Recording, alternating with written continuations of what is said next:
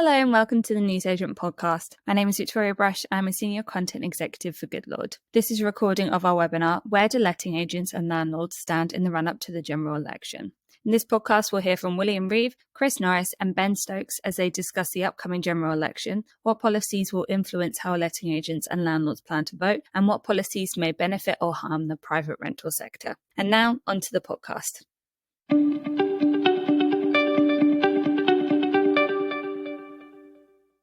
Morning, everybody, and welcome. I'm William Reeve, CEO of Goodlord. I'm very pleased to kick off this morning's webinar, jointly hosted here with Chris Norris and Ben Stokes, who I'll introduce in just a moment. It's less than 6 weeks to go in the run-up to the UK's next general election, and here we are to discuss where letting agents and landlords stand in the run-up to that general election. Very pleased to have my two co-hosts on the webinar today. Chris Norris is Policy and Campaigns Director of NRLA. Welcome, Chris. Morning, William. Do you want to just give us a quick introduction to your role, Chris, at the NRLA? Sorry, of course, that was me trying to work out if I had unmuted myself and getting hopefully the IT issue out of the way. Yep, all good. So yes, I'm Policy Director with the NRLA. I hope you're all fairly familiar with what we are. We're an organisation that pretty much does what we said on the tin, I suppose. We're a membership body for private residential landlords. Got about 110,000 members or so in membership today, and my role really is government engagement. It's media and public relations, and it's our campaigning work. So when you see the NRLA commenting on some of these issues we'll be talking about today, that's my team in the organisation. Super, welcome. Really pleased to have you along today. And then we have Ben Stokes. Welcome, Ben. Ben's an Associate Lettings Director at JNP. Good morning. Morning. And tell us a little bit about what you do at JNP, Ben.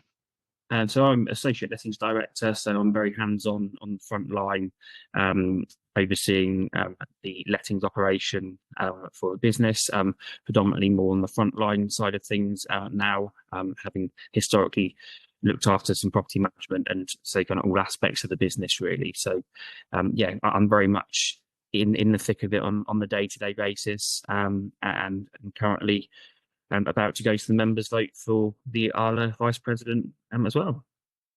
Very good. So it's voting all round then, Ben, from the sound of things. And next week, yes, please. Yeah, excellent. And just to say a few words about Goodlord, those of you who are not familiar with Goodlord, Goodlord is the best way to progress lettings deals remotely. It's a software platform, but with over 300 people based all over the country.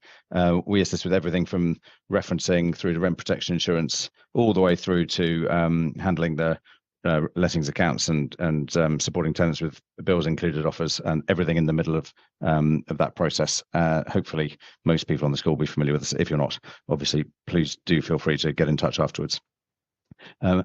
Just to kick off this morning's webinar, we have a good agenda for you all this morning. We're looking at where do letting agents and landlords stand in the run-up to the general election. We've got some pretty hot off the press research to share here, jointly conducted with Goodlord and the NRLA, and that looks at the current sentiment among landlords and letting agents. It examines which policies will influence their voting in the election, what they think about some of the policies that have been going through the Houses of Parliament recently, which of course now very much back up in the air with the general election called faster than expected.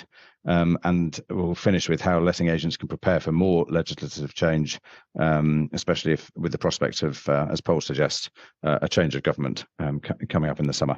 There are Q&A facilities on this webinar. Do feel free to throw questions at us on the Q&A button. You should find it, if you're on a desktop, there's a horizontal panel for most of us at the bottom of the screen with Q&A on it, but you can do it on the mobile as well, and very much look forward to taking questions as we go. But let's start off with the run-up to the general election, and we've got a slide here with some of the recent sort of results from the local elections earlier in May. The national polling, these figures in the middle is from the BBC, and in fact, hot off the press this morning from Property Industry Eye, the poll taken by them of their readers, which are lettings professionals across the sector, just about 700 people on their poll, and you can see here pretty clearly that Labour had a very good local election In fact, the Lib Dems had a good local election too, pushing the Conservatives into third place. But at national level, Labour is very much polling in the lead here to win the general election. Conservatives being pushed into second place, but in fact, Reform showing up in the third place. New party, the successor to the UKIP party from the last couple of elections. But in our industry, it's a more conservative following industry. The Conservatives remain in number one place, as shown in this morning's Property Industry Eye story. Ben, does this picture tell the story you're familiar with on the ground? Yeah, I think so. I think it very much is what we're hearing in general, that I think it's looking likely it's going to be a change of government to a Labour government. But I would also say that with the colleagues and people that I've worked with in the industry, it very much points towards a more conservative lent industry.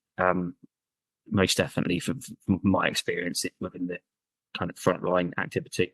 What's driving that, do you think, Ben? I think there's a nervousness over a potential Labour government in that it potentially be even more tenant favoured, and with landlords, the feeling on the ground is that they're being attacked from all angles. And I think especially those older school landlords that have been in this industry for a long time, they almost feel like every way they turn, there's something else negative against them. And my job as an agent is to try and still point out the positives, but we are very much seeing that although I think a lot of people are very much on the fence and are not very happy with the way things have gone over the last few years under the current government, I think there is that nervousness about, if we go down that Labour route, what additional change will there be not in the landlord's favour? Yeah, interesting. And we weren't really expecting the general election to be quite as early as July, were we, Chris? What do you think the impact of that's going to have here? We weren't, and I think it's going to be a challenge for Ben to carry on being so optimistic, to be honest, and pointing out the bright side, because certainly the landlords that I talk to at the NRLA, it's not so much that they're polarised between Conservative and Labour. I think they feel completely politically homeless at the moment. They don't know where to turn. When I've been in this job long enough to remember when we switched from Labour to Conservative or to coalition last time around. And I remember then being very cautious with our members who were quite upbeat about the prospect of a Conservative government. And I think if they could look back over the last 14 years, they might not have been quite so upbeat about what was coming. The early election, I mean, the biggest impact, and we'll get onto this, I don't want to scare the horses, is obviously the bill, because the bill is no more. And we'll talk about that, I'm sure, in a minute. But also it means that housing is going, or rented housing at least, is going to be more of a political football over the next 6 weeks. I think had this been in November and maybe the leasehold bill had turned out a little bit differently to how it did, and the rented reform bill had managed to progress into law, they might have been on the back burner. And actually we could have looked at other issues. I think now, certainly this whole ending Section 21, no ifs, no buts, no maybes from Labour is going to be there. And I wouldn't want to put a bet on what the Conservative Party have got to say about rented housing right now, because I think they are so completely split about what could be in their manifesto. So, the next 3 weeks or so before we see those manifestos is going to be fascinating.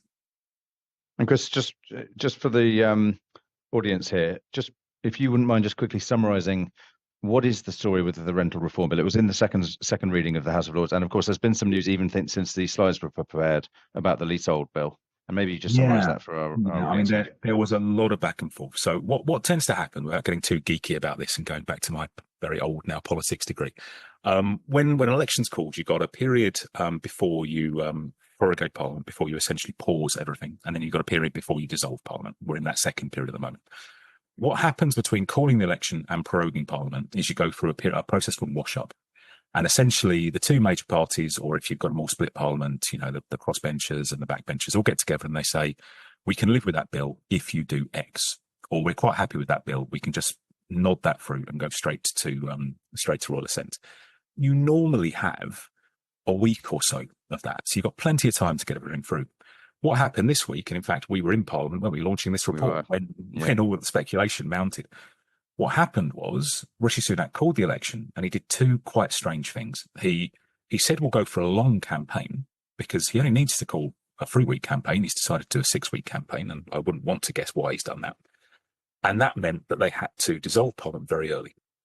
And what I was thinking on Wednesday afternoon was they'll call the election, they'll cancel recess, because Parliament is currently in recess this week. They'll get all the wash-up done, and that'll mean this will all be fine.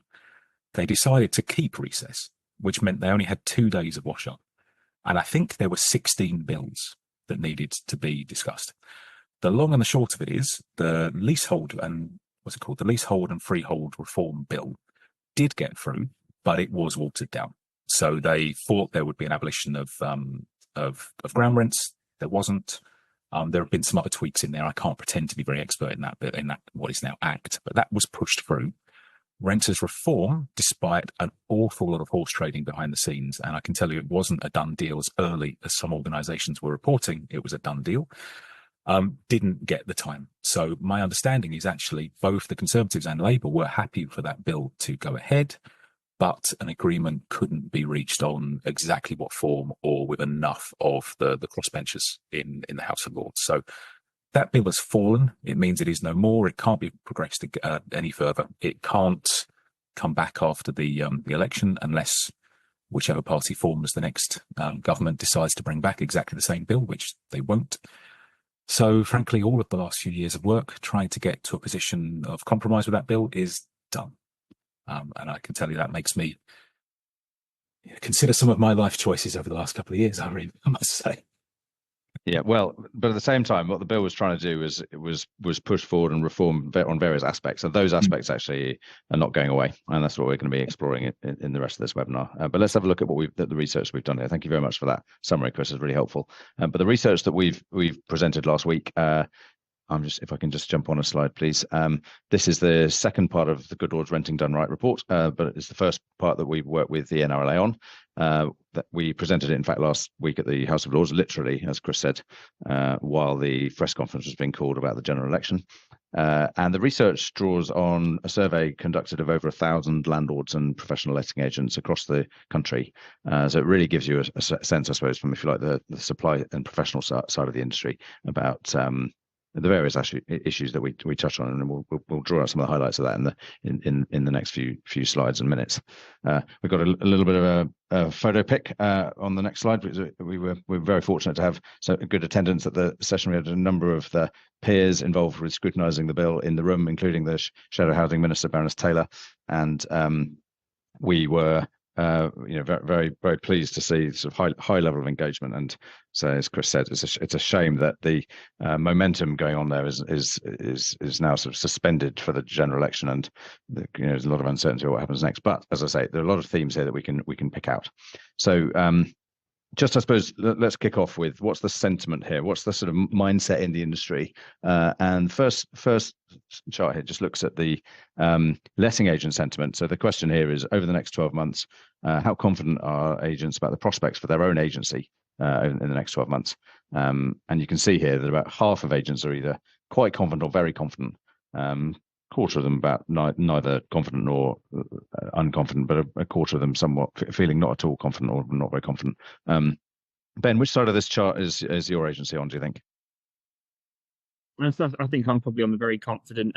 We are still seeing activity within the market. We're seeing, from a landlord's perspective, we're seeing lots of positives with rents being achieved still very good.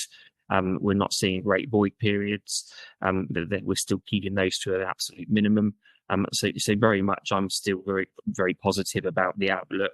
I feel like, whilst I'm very pro a lot of what I think the renters reform would have brought, I think that this will always be kind of business as usual now for a lot of landlords, which will hopefully stop some of those landlords talking about exiting.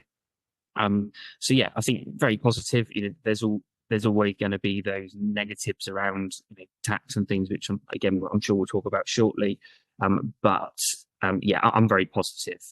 We'll definitely see a slight change in the market, but I don't see that there's any huge negative for us. We're a relatively big player in the towns that we trade in. But yeah, I'm definitely with the 51%. Yeah, very good. And then in terms of what they thought of the bill, and to say the bill's now suspended, stroke kiboshed, but some of the issues in it, I think, we're very much expecting to reappear in whichever government wins the next election. Let's turn to what the views about letting agents were on that. There was decidedly mixed views, actually, on some of the key components of the bill. Let's have a look at the next slide, please. We get the introduction of periodic tenancies, so mandating periodic tenancies. This is the end of the assured short-hold tenancy, fixed-term tenancies in England and Wales. Was seen by 47% of agents as harmful. There are real concerns over the abolishing Section 21, so the no-fault evictions. Even though, as Chris alluded to, there's been sort of cross-party sort of support for that, and that was effectively in the Conservative manifesto. But nonetheless, there's real concerns about how that's going to be implemented, what the impact will be, and a more positive perspective on mandating membership of an ombudsman scheme, a property portal for registration of landlords, the right to have pets, and provided that the insurance is for damage caused by the pets is paid for, and introducing a decent home standard. Any surprises for you there, Ben? I don't think there's any surprise in that. And one of the things that personally, the periodic tenancies, I don't actually see, as long as we've got that initial fixed term that we talked about, I think actually that was quite an easy one to overcome. Being on the front line talking to landlords, is because actually whilst you can have a fixed term tenancy in place, the reality is if your tenant loses their job or they can't pay the rent, you normally look to break the contract anyway. So actually for me, as long as there was an initial kind of 6-month initial term that was being kind of batted around, for me that was not a huge negative. Likewise, there was I think a lot of hype over the Section 21 being abolished, and for me, when I was looking at the bill that's being proposed and all the additional grounds under Section 8 that they were talking about, actually, I was really positive about that as well, looking at it and saying, well, you're still going to have, if you've got a legitimate reason to evict your tenant, you're still going to be able to do so. And I think, for me, I think there was a lot of perhaps headline pleasers in the bill. And personally, I try and look at it. Every time I looked at it, I looked at it and said, okay, what can we take out of this as a positive? And as we said a second ago, mandating an ombudsman, looking at a specific court to deal with it, I think was all really positive. Probably the biggest rumble that I've had from landlords is the pets. Landlords have really or a lot of the landlords that I've been dealing with are very anti and don't feel that should be something they have to accept. And I held a landlord seminar in November last year, and we talked about everything that was in the bill and what it was looking like it was going to be. And the minute we mentioned the pets bit, the whole room was in uproar about it. So I think, if anything, that's the one that we hear the most noise about. It has been ridiculous, that the pets issue. I mean, this has become a bit of a running joke in the NRLA. My colleagues all know how much I hate talking about this, because it's been misunderstood. I'm making up words. It's been misunderstood so much from the very outset. I mean, what the bill as did was essentially take the status quo, which is in case law, and just say we're going to make that statute. It was never suggesting that anyone would have to take a pet. It was simply saying, if your tenants would like to ask you for a pet, you've got to entertain that request. And if you want to say no, you've got to tell them why, which is exactly what the OFT case and the case law says at the moment. Yet you are absolutely right. We could be talking about the fact that the courts were taking a year to award possession, that Section 21 was gone, that there was no fixed term before we secured that amendment. But the point that landlords would come back to was, what if my tenants want a cat? Yeah. Have a conversation with them. No, Tell I them think what might not be suitable. End of.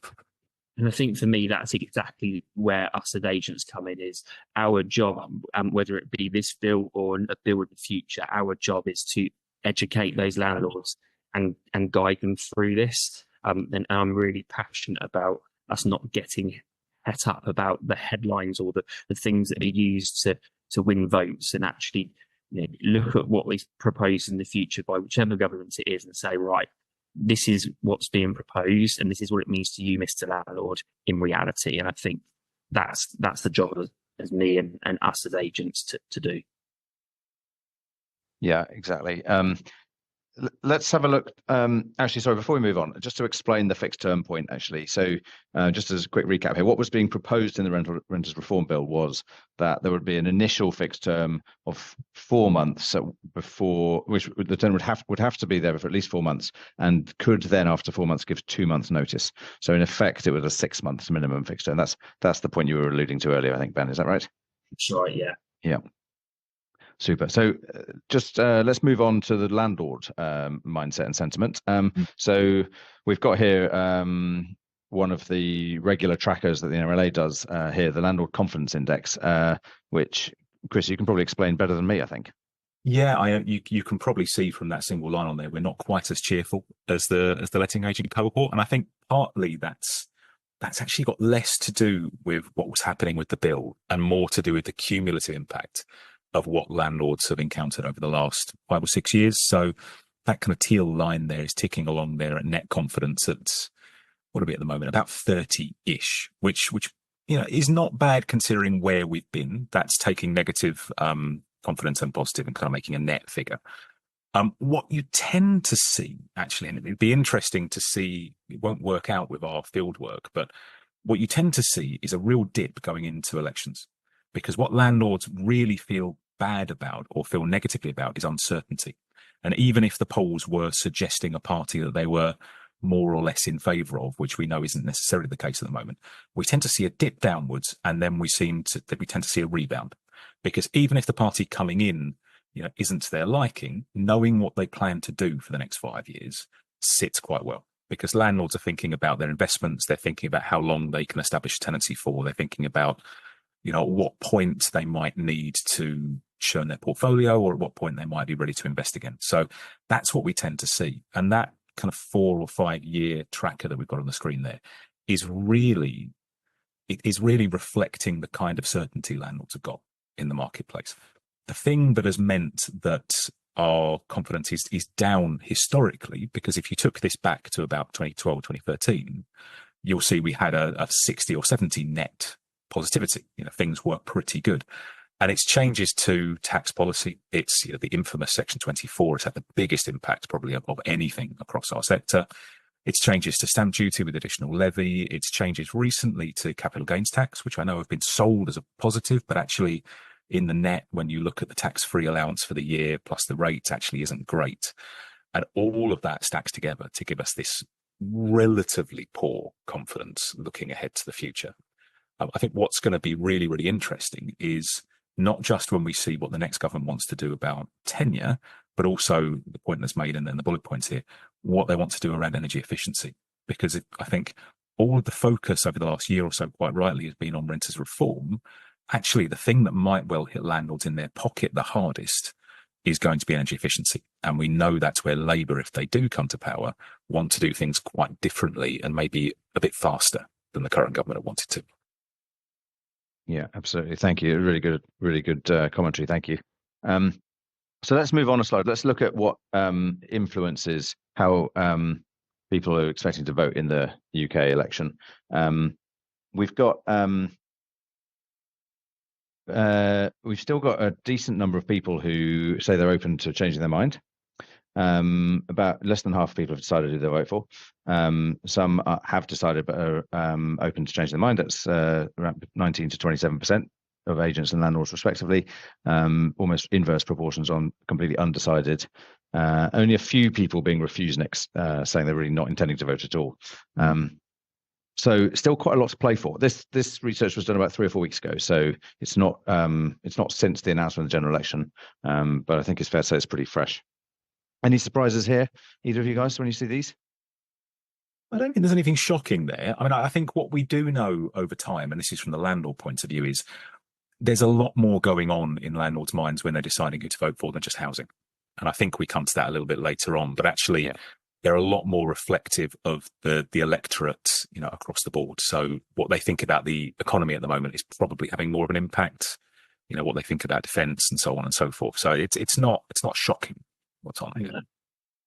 I think for me, I think housing was always used as a kind of headline, and it's always something that it affects most people. And I think when you look at those figures as well, and you see how many people still on the fence and still willing to change, I think there is going to be a lot to be said for what is put out there and what they will do in the next government. Yeah, and I think just it's a really good reminder actually that the landlord sector is almost 3 million people in the UK. So it's a big part of the demographic. It's big, but slightly above average. I think it's fair to say, Chris. So probably slightly more inclined to vote, and very much, however much they might get demonized by sections of the media and some politicians, they're a really important political segment, and the agents who represent them obviously very much are going to be influenced by their views too. But I think that point that you just made, Chris, around they have more issues in housing on their mind. They tend to think about issues affecting the rest of the electorate. We can see that on the next slide, which looks at which policy areas determine how they say they're going to vote. And we've got dark blue here are the agents, the teal ones are the landlords, and yeah, I think I haven't seen the latest version of this for national polling, but I very much expect these are the same issues that you'd see in a national poll. So general economic competence, the NHS, tax, immigration, house building policies, cost of living. And the big ones are pretty shared actually between the two groups, the NHS and taxation. But a couple of important differences here. General economic competence, much more of a concern for landlords than agents, and cost of living, much more of a concern for agents than landlords. It feels to me like age is one of the issues going on behind these findings. Would you guys agree? I think it'd be fascinating if you had that demographic tracker on there as well, because I think you're absolutely right. Landlords are skewing towards older brackets, and we're seeing that come through in their views towards some of the housing policies, but also their views towards general policies on here. And equally, the fact that such a large proportion of landlords are not only a bit older, but they're holding their property as an individual. They're holding it quite often for their pension. And I think that's what's coming across particularly in the cost of living, excuse me, and their views on taxation. And Ben, this point around general economic competence, what is that? It's probably not even quite in the top 4 issues from agents. Does that reflect the general mood, do you think, or does that surprise you? That's fine to me, to be honest, from a personal perspective. And I think for probably people in my position and similar within the industry, I think that would probably come as a shock to them as well. But I think it again comes down to that demographic of who's responded to this, when actually, if you look at the agents, you've got everything from perhaps a trainee negotiator upwards within that demographic who will be, probably affected quite highly by cost of living, potentially. Things like NHS will be very much on their mind after the last couple of years that we've had. And they probably, if they're relatively young, early 20s, like a lot of the staff in my office are, still very much in their junior part of their career. Actually, they probably don't necessarily look at economic competence and house building policies and things at this stage. That's probably to come in their career. So whilst they shocked me when I think, as you say, when we drill down into that demographic, I think it probably explains a lot of what we're seeing. Yeah, exactly. And I think, one way to think about this is that cost of living is inflation and economic competence is interest rates, isn't it? And if you're on the earliest part of your career, then making ends meet is probably a bit harder, and cost of inflation is more of a big deal. And if you own an investment portfolio of properties, then interest rates are going to be a number one concern for you probably. And absolutely, and you're probably looking at a slightly longer time horizon as well. So I think quite possibly, which is maybe counterintuitive when we're also talking about a much older demographic who might not be in the industry as long. But I think landlords typically, when we're talking to them about what they want from the wider economy, they're trying to plan an investment over the course of a mortgage term. So they're trying to think about 20 years. And I think you want to know there'll be stability and economic competence over that time frame, whereas I think cost of living is a bit more of a snapshot. And, you're quite right. Even if you're finding it hard at the moment, if you are a landlord sitting on a portfolio, you are less likely to be directly impacted by the cut and thrust of the cost of living crisis at the moment. Yeah.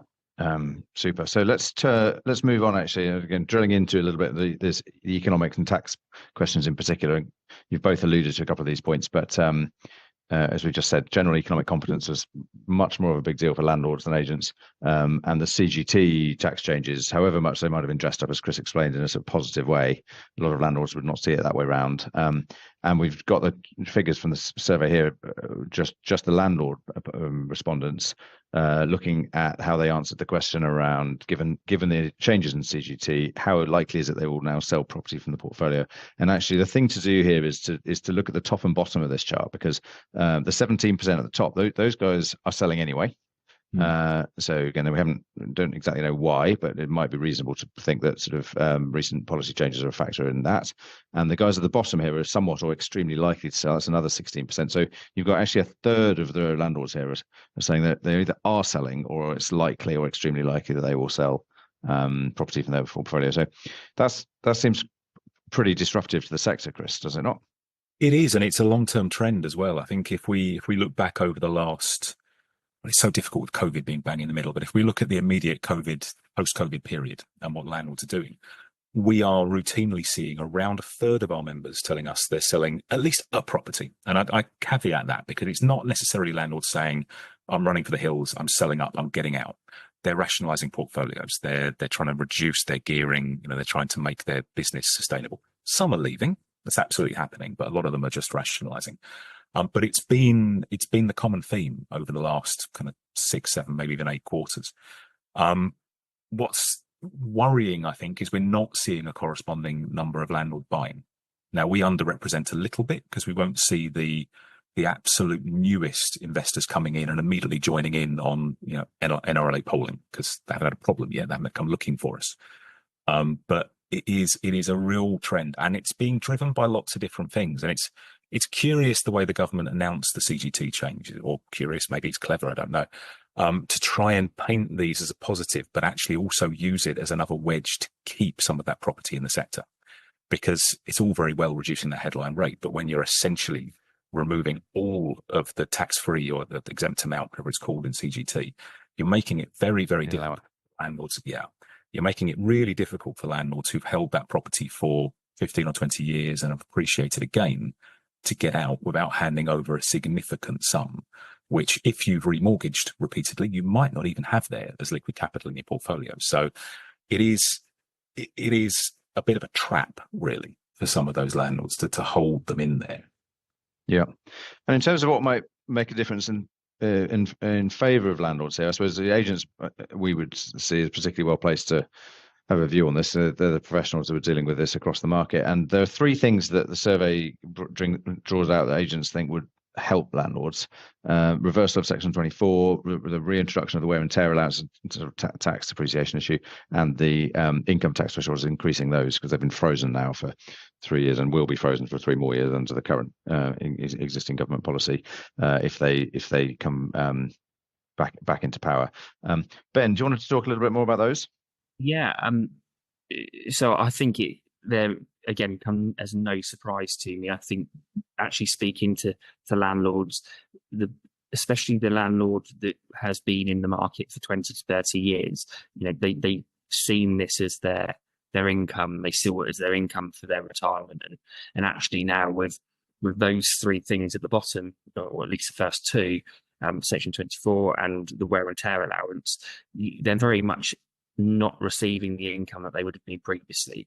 And I think on the front line, that's probably one of the single biggest reasons that people say to me, I want out, I want to sell. I no longer want to be a landlord, because that hit them in the pocket relatively quickly. So I think for me, that would be, if there was something to do with that area, I think that would definitely encourage landlords to stay within the market. And equally, I do think that it would also help encourage landlord buying. I believe, again, as an agent, our job, there's a lot of landlords out there that don't actively look for investment properties. But if you went to a landlord and said, look, I've got this, it gives you this yield and it's a good buy, landlords buy in that, and that's predominantly the way we see investors buying, by us going to them and saying this is a good investment. So I don't think there's the investors in the market that there were maybe 10, 15 years ago where they were actively out there looking. But if you ask landlords when with the portfolio they've got, have they actually gone out there and looked for them? A lot of them haven't. So I think if there was some change around that tax side of things, and it becoming an income rather than just a capital growth investment, I think very much we could see landlords back in the market, but more from us as agents going to them with what is a good buy and a good investment property, rather than us expecting them to come to us. And that assistance will be really crucial, I think, because we've got to remember we've got a whole generation of investing landlords who've never experienced what I would consider normal interest rates. Yeah. We've got a whole generation of members of the NRLA who've never known interest rates above 1%. Thought money was free in the last couple of years, and it's a very different proposition to plan that investment and to make it work at a 7 or 8% return. Absolutely, yeah, to a 3 or 4%. Yeah. Got a quick question here from Alwyn Oliver asking if there's any sign that Section 24 will be reversed. He notes that Matthew Pennycock, one of the shadow DLUC ministers, criticised it publicly a week or two back. Glad to hear, Alwyn. Always a good question. I don't know is the short answer, because I think the government, whoever they are next time around, has got to make very difficult choices around tax, and they're going to be quite unlikely to immediately jump into what will be considered by a lot of the press as a handout to landlords. Now, I wouldn't consider that. I'd call it a completely rational reset of the tax system, but I think that's how they might look at it. But if we're looking on the bright side, we should remember it wasn't a Labour government that brought that in. I remember holding hustings around 2014 going into 2015. And actually, it was only the Conservatives in those hustings that thought this was a relevant and fair policy. So when you reset and you start with a new government, there's always a chance. I'd be surprised, but we'll certainly be pushing it. Yeah. So we've got just 3 or 4 things to finish off on here. So first of all, this is a letting agent only question. We looked at whether there were any particular pledges that parties could make that would sway people to vote for a particular political party. Most common answer here, a third of agents said nothing would sway their vote. But the 2 most popular ones here are reinstating that Section 24 relief. We just talked a bit about that, and retaining Section 21, the right of landlords to end time for no fault. Anything striking of you guys from these findings? For me, I think the reinstating tax, I'm not surprised at that. The retaining Section 21 still, I question why. Again, that's become such a big thing, especially with the relevant Section 8 grounds that were being talked about. But equally, I can understand the nervousness around it. So yeah, nothing massively of surprise there, to be honest. It's pretty much as I would have expected it to read. Yeah, I mean, Section 24, I think, is always going to be the biggest point on there. Section 21, I mean, it is completely reasonable for landlords and agents to be worried, not knowing what the next government might do. I mean, I'm with you, Ben. I think where we got to with the bill as was workable. It wasn't perfect. It was going to be more difficult for other people, but it was workable.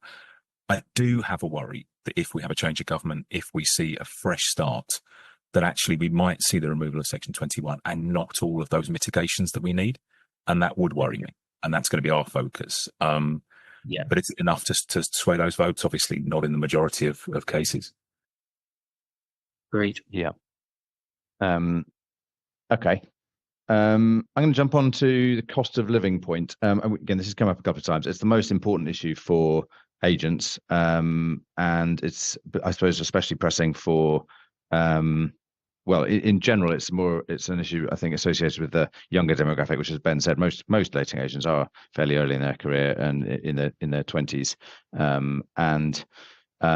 We know from previous research that only 40% of agents think they're paid fairly, and almost half of them, almost half of the ones you had even up to 4 years experience are earning less than £20,000. So definitely on the lower end of the pay scale here, and understandably, some of the inflation we've seen in the last 2 or 3 years would have been a real pressure for them. However, I think I'm going to move on from that context, and let's just look at the supply side of things. So this is, I thought, put some pictures on the one of the issues that's been a big issue for the industry for the last 2 or 3 years, which is a lack of stock. And it looks as if supply and demand are starting to level out a little bit, actually, from this survey. So what you see here is on the left-hand side, these are figures from agents, but they're talking about how many tenants, whether the number of tenants looking for properties is increasing or decreasing. And you can see generally they are seeing increasing number of tenants looking for properties, but at on a sort of lower level than we saw in the previous year's survey. So the previous year's survey is the dark blue, and the teal color survey is the most recent one. And you can see that there's fewer people saying a significant increase in tenants, and slightly more people saying a small increase in tenants. And on the flip side of it, you see the properties available to rent. So this is agents talking about, actually, sorry, I think the key is wrong on this one, because this is actually talking about the landlords, an increase in landlords offering properties to rent. Again, dark blue is last year, light blue is this year, and you can see that people are expecting, again, the same sort of shift is going on here. So it feels as if some of those pressures are abating here, does that feel right to you guys? So some of the pressures from the market in the last couple of years starting to level off? I think so. I think demand is still very high, and I think, but I think where we've seen the switch, and we're kind of out of London, and where I've seen that switch is that the post-COVID market was very much 3 and 4 bedroom homes. You couldn't get enough of them. When they come to the market, you had 5 or 6 people fighting over them, and they went incredibly quickly for quite a high price. And the 1 and 2 bedroom flats, whilst they were still going, there's still a market for them. The demand wasn't as crazy as the 3 and 4 bedroom homes. We've seen that do a reverse, whereas the 1 and 2 bedroom flats currently are now still very much in demand. And if they come to the market, you will have 5 or 6 people that want it, and inevitably you have 5 people that are disappointed. But we are seeing that perhaps slightly higher end of the market, 3, 4, 5 bedroom homes, is definitely a little bit slower. We're still not experiencing huge void periods, but we're not having that kind of surge of activity where we've got people fighting over it, and we've got people offering over asking price. And in some instances, we are starting to see that price reductions are having to be considered at that end of the market because the initial price isn't quite working. Not all the time, but it's just starting to definitely creep in, which tells me that it is definitely cooling off to what it was a year ago. But 1 and 2 bedroom flats for us currently is still very much there. But yeah, there's definitely the foot's come off the gas a little bit. Yeah. And how about you, Chris? What does it look like in NRLA? I think I'd agree with all that. I'm actually quite pleased to hear there's a market back in 2 bedroom flats, because that was our worry about a year ago, actually, that there seemed to be, we were hearing from lots of our members that they were the kind of properties that they were trying to sell, and actually they were beginning to see maybe a lack of demand in the buying market there. But I think context with demand is key, though, because we're comparing this year with last year, and we have to remember quite how ridiculously high demand got last year. So to ask for the percentage change almost, is it busier now than it was at that really, really busy point last year? It's inevitable we're going to see less acceleration. But I think from our point of view, there's still an awful lot of demand out there, and crucially, there isn't that supply coming into the market to meet that demand. And that kind of builds on all the points we've made over the last half hour or so. There's just not that confidence to get out there and buy the property. If you looked at this from through the eyes of almost any other investing sector, you'd think there'd be landlords queuing up to buy properties to get into this market to meet that demand, and they just don't have the confidence for one reason or another. Well, and as you said, they're not necessarily used to having to pay 7% interest rate in mortgage costs on it. Okay, so we're going to move now to the last couple of slides, looking at some specific other issues that we haven't touched on yet. So the first of those is short-term lets. and we asked here whether respondents thought more powers are needed to control the growth of short-term lets at a local level. We've got the chart here showing responses from agents, the dark blue, and landlords in the teal. Third of landlords say they don't know, and landlords generally less bothered about this, not but slightly more on the don't know end of things. Don't think more powers are needed to control the growth, whereas agents are looking definitely more concerned about this. 25% of them saying they definitely think more powers are needed, and over a third of them saying possibly. What's the concern here, Ben? Why do you think agents are more askance on short-term lets? I think it would be interesting on this graph would be to see whereabouts the agents that have said yes, definitely, are actually located as well. Because for me, where we are, it's not something that's overly coming to a major concern for us, purely because it's not something that we've seen our landlords doing very much. But I can imagine if you're down on the south coast, that it might be something a lot more in the forefront of your mind. So I suppose for me, I think yes, it is a concern, potential concern that short-term lets become a more profitable way of doing rentals, and therefore we see more landlords with buy-to-lets going that route. But at the same time, I think I think it will be something in a change of government that will probably be discussed and talked about, because I think there needs to be a drive for housing. There needs to be a drive to get more landlords and more available property. And I think probably this potentially is somewhere that they can look at to make a quick fix potentially. Whether or not they do or not, obviously, is yet to be seen. But I think it is probably an area that could be looked at quite quickly and potentially help fix a problem. But yeah, and area-wise, it's really dependent on where you're located, I think, as to what response you'll get on this question. Fair enough. And Chris, of course, your members all over the country. Is that reflected in how you see it? Is it particular regions where this issue is most prevalent? It is. I think the landlords who are answering yes, definitely, are almost certainly going to be in very high demand areas on the south coast, in the southwest, certain parts of London, where we're seeing a different kind of short let spring up. I think not necessarily all holiday lets, but different kinds of business models. I think most landlords, though, they probably fall into two categories. They kind of think, well, if I've got a void, it's quite nice to know that I could instigate a quick short let and prevent that impact on my income. But also they're a bit insular. They've probably only got a couple of properties. They're not thinking about the wider market, and therefore they're not particularly bothered, and they fall into that third. I think you've got a lot of landlords out there, though, that are looking at this and saying, well, I understand why the government want to stop the drain of property into the short-term let market, but actually they're going about it all wrong. Let's not make them suffer the same way they've made us suffer. Let's actually make investing in residential property more appealing. Let's reverse Section 24. The reason, my landlord friends are thinking about short-term lets now is because of the tax changes. Let's address the problem in our market rather than make their market more hostile. And I think that's what they'd like to see, frankly, those who are thinking about it. Super, thank you. And then final slide before we turn over to questions is, but there's quite a bit on this slide actually. It's some of the other takeaways in the report.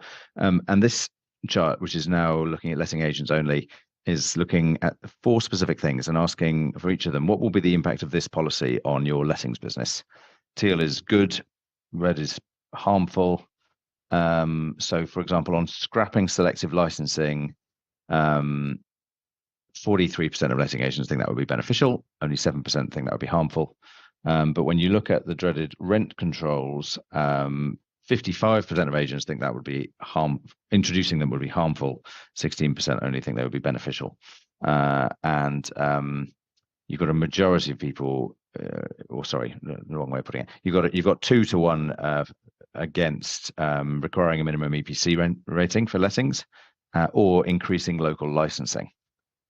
So a bit of a difference between increased local licensing and the selective licensing, which is, in many ways, I think is the same issue, but people perceiving it slightly differently here. And it was phrased slightly differently in the survey. But Ben, do you want to kick off here? What's the in a nutshell, why are rent controls so harmful? I think the fear of rent controls is that landlords will exit the market, and I think for a letting agent, that's their biggest concern, is that if we get rent controls introduced, it's a less favourable option for a landlord, and they will ultimately look to sell. The same with the energy performance side of things.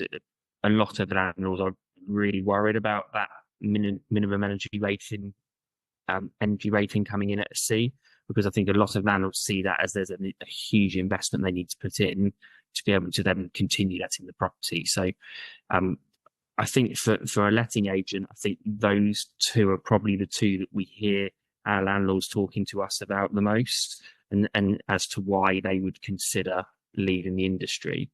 My response to that really would be, if we go back to the tenant fee ban, we're 5 years out the other end of that now, and at the time it was a disaster. Everyone was up in arms about it. How are we as letting agents? What's the impact on our businesses going to be? And no doubt, them letting businesses did get hugely impacted by that. But I think it's a case of kind of looking at how do we mitigate that risk now? How do we start looking at our properties and start trying to get them, where possible, up in their energy rating? And with regards to rent controls, I think it's just now, whilst the market's still positive, is trying to increase our rents in line with market value as much as possible. There's a lot of landlords out there that don't increase their rent on a yearly basis. We've got quite a few, but even if it's just small increments in an upward direction, so that you haven't got this situation where you've got the market rent of 1,500 and the current tenant's paying 700. I think there's steps that we can make now as letting agents to try and mitigate the impact on these relevant changes to our business if we start thinking about them now. Yeah.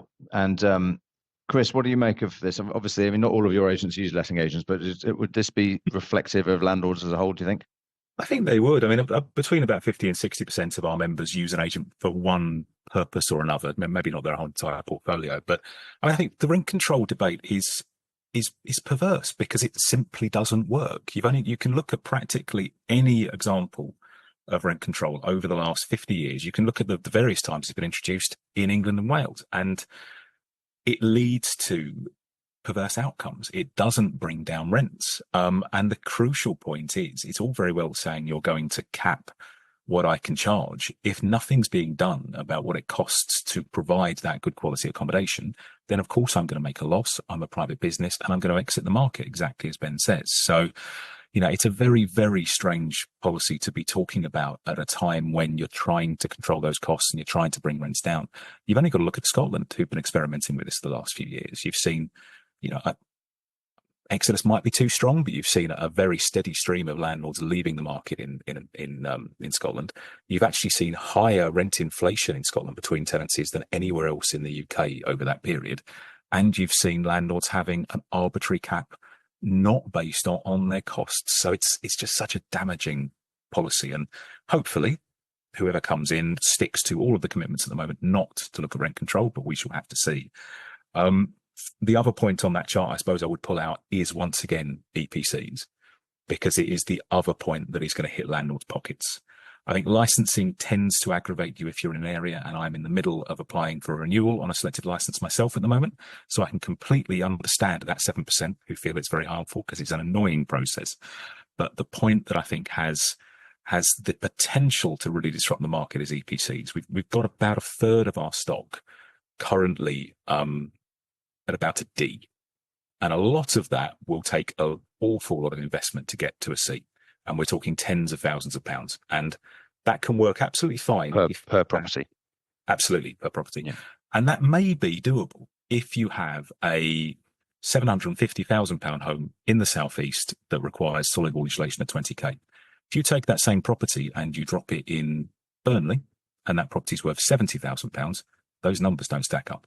So there's a huge challenge there, I think, to work out what we're going to do with this aging stock and how we can keep it in circulation and improve conditions, because we do want to see efficiency improved, but it's got to be a way to do it without driving lots and lots of landlords into the red.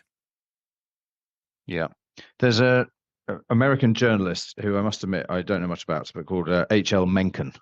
But he's got this great quote, which is that for every complex problem, there is an answer that is clear, simple, and wrong.